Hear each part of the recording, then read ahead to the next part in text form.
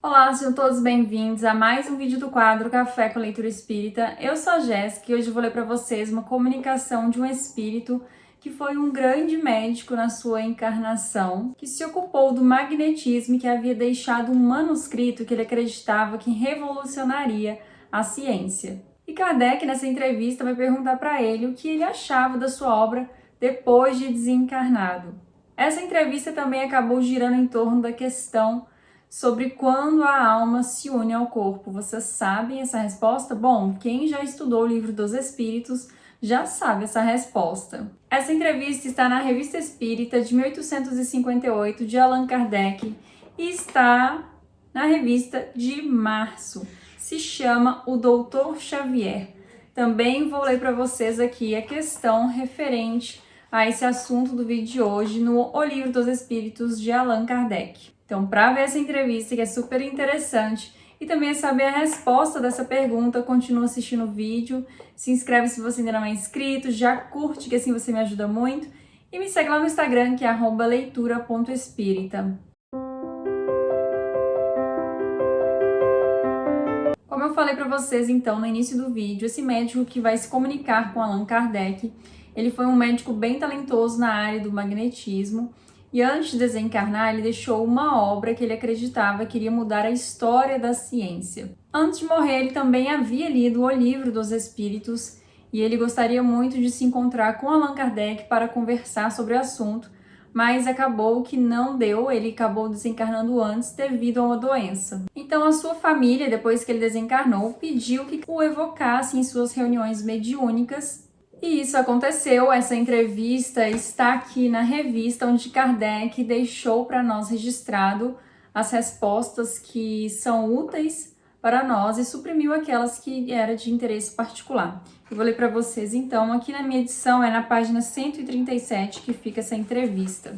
E ela começa assim: lembrais do manuscrito que deixaste?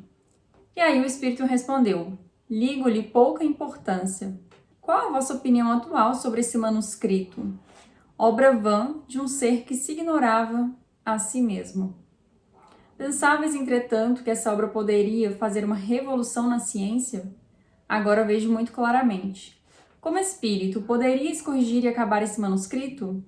Parti de um ponto que conhecia mal, talvez fosse preciso refazer tudo. Sois feliz ou infeliz? Espero e sofro. Que esperais? Novas provas. Qual é a causa de vossos sofrimentos? O mal que eu fiz. Entretanto, não fizestes o mal intencionalmente. Olha o que ele respondeu. Conheceis bem o coração do homem? Tá vendo, gente? Quem conhece bem o coração de alguém? Tandã. Sois errante ou encarnado? Errante. Quando entre nós, qual a vossa opinião sobre a divindade? Não acreditava nela. E agora? Não creio bastante. Tinhais desejo de entrar em contato comigo. Lembrai-vos? Sim. Vedes a mim e me reconheceis como a pessoa com quem queríeis entrar em relação? Sim. Que impressão vos deixou o Livro dos Espíritos? Transtornou-me. Que pensais dele agora? É uma grande obra. Que pensais do futuro da doutrina espírita? É grande, mas certos discípulos a prejudicam. E isso aí continua até hoje, né, gente? Quais são os que a prejudicam? Os que atacam o que existe, as religiões, as primeiras e mais simples crenças dos homens. Como médico e em razão dos estudos que fizeste, sem dúvida podeis responder as seguintes perguntas. Pode o corpo conservar por alguns instantes a vida orgânica após a separação da alma? Sim. Por quanto tempo? Não há tempo. Precisai vossa resposta, eu vos peço. Isso não dura senão alguns instantes.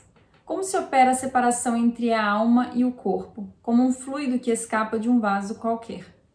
Há uma linha de demarcação realmente nítida entre a vida e a morte? Esses dois estados se tocam e se confundem. Assim, o espírito se desprende pouco a pouco de seus laços. Ele os desenlaça, não os arrebenta. Esse desprendimento da alma opera-se mais prontamente em uns do que em outros? Sim, nos que em vida já se elevaram acima da matéria, porque então sua alma pertence mais ao mundo dos espíritos do que ao mundo terrestre. Em que momento se opera a união entre a alma e o corpo na criança? Quando a criança respira, como se recebesse a alma com o ar exterior. Aí eu li isso e falei, Aí eu vi que tinha uma observação de Kardec embaixo. Essa opinião é consequência do dogma católico. Com efeito, ensina a Igreja que a alma não pode ser salva senão pelo batismo. Ora, como a morte natural intrauterina é muito frequente, em que se tornaria essa alma privada, segundo ela, desse único meio de salvação, se existisse no corpo antes de nascimento? Para ser coerente, seria preciso que o batismo fosse realizado, se não de fato, pelo menos de intenção, desde o momento da concepção. E aí, eles continuam a entrevista. Como então explicais a vida intrauterina? É da planta que vegeta, a criança vive vida animal. Há crime em privar da vida uma criança antes do seu nascimento, uma vez que nessa fase, não tendo alma ainda, não seria um ser humano? A mãe ou qualquer outra pessoa que tirar a vida de uma criança antes de nascer cometerá sempre um crime, porquanto impede a alma de suportar as provas de que o corpo deverá servir de instrumento. A expiação que deveria sofrer a alma, impedida de se encarnar, não obstante, poderá ocorrer? Sim, mas Deus sabia que a alma não se uniria àquele corpo. Assim, nenhuma alma deveria unir-se àquele envoltório corporal. Era uma prova para a mãe. Dado o caso em que o nascimento da criança pusesse em perigo da vida da mãe dela, haverá crime em sacrificar-se a primeira para salvar a segunda? Não, preferível é que se sacrifique o ser que ainda não existe a sacrificar-se o ser que já existe. A união entre a alma e o corpo opera-se instantânea ou gradualmente? Isso é, será necessário um tempo apreciável para que essa união seja completa? A resposta: o espírito não entra bruscamente no corpo. Para medir esse tempo, imaginai que o primeiro sopro que a criança recebe é a alma que entra no corpo, o tempo que o peito se eleva e se abaixa. Há predestinação na união da alma com tal ou qual corpo, ou só na última hora é feita a escolha do corpo que ela tomará? Deus a marcou.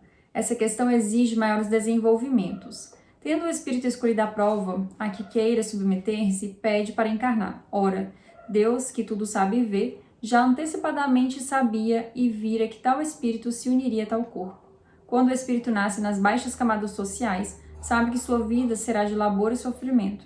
A criança que vai nascer tem uma existência que resulta, até certo ponto, da posição de seus pais. Por que pais bons e virtuosos dão nascimento a filhos de natureza perversa? Em outras palavras, porque as boas qualidades dos pais não atraem sempre por simpatia o espírito bom para lhes animar o filho. O espírito mau pede bons pais na esperança de que seus conselhos o dirijam para um caminho melhor. Podem os pais, por seus pensamentos e suas preces, atrair ao corpo do filho um espírito bom em vez de um espírito inferior? Não, mas podem melhorar o espírito da criança a que deram nascimento. É seu dever. Os maus filhos são uma prova para os pais. Concebe-se o amor maternal para a conservação da vida da criança, mas, uma vez que esse amor está na natureza, porque há mães que odeiam seus filhos e muitas vezes desde o nascimento. Espíritos maus que travam de entravar o espírito da criança a fim de que sucumba sob a prova que desejou. Agradecemos as explicações que tivesses a bondade de nos dar. Tudo farei para vos instruir. E aí, no final dessa entrevista, Kardec faz uma observação aqui, falando assim que a teoria que esse espírito traz sobre o instante da união da alma com o corpo não está absolutamente exata. Ele fala que, na verdade, a união da alma com o corpo começa desde a concepção, que a alma se liga ao corpo por um laço fluídico, que cada vez mais vai se apertando até o momento em que a criança nasce. E a encarnação só se completa quando a criança respira, né? Ou seja, quando ela chegou ao mundo realmente. E aí está escrito assim, Vídeo Livro dos Espíritos, questão 344 e seguintes. E aí a gente pega o Livro dos Espíritos e vai lá na questão 344, que é a seguinte. Em que momento a alma se une ao corpo? É a questão 344 do Livro dos Espíritos. A união, é o que o Kardec falou, né, nessa observação. A união começa na concepção, mas só se completa no momento do nascimento. A partir do momento da concepção, o espírito designado para habitar determinado corpo liga-se a ele por um laço fluídico que vai se estreitando cada vez mais até o instante em que a criança vem à luz. O grito que então escapa da criança anuncia que ela é mais uma entre os vivos e os servos de Deus. E aí, gente, é bem interessante se você gosta desse tipo de assunto, de continuar lendo as outras perguntas, porque esse capítulo aqui, Esse item, né, é um pouquinho grande, não vou ler aqui para vocês não ficarem enjoados do vídeo, mas olha só que interessante as outras perguntas. A união entre o espírito e o corpo é definitiva a partir do momento da concepção?